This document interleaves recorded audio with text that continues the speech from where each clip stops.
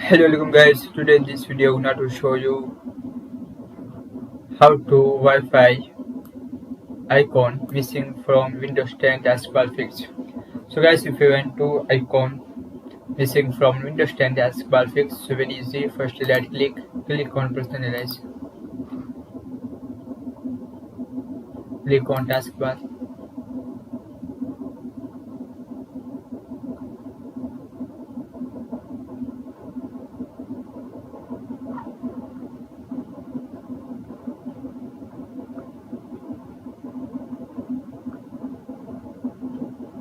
click on select with icon Apple on the taskbar, click on network /2 on position.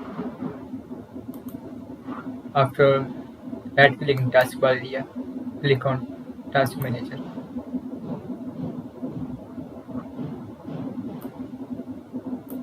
click on Windows Explorer, click on restart.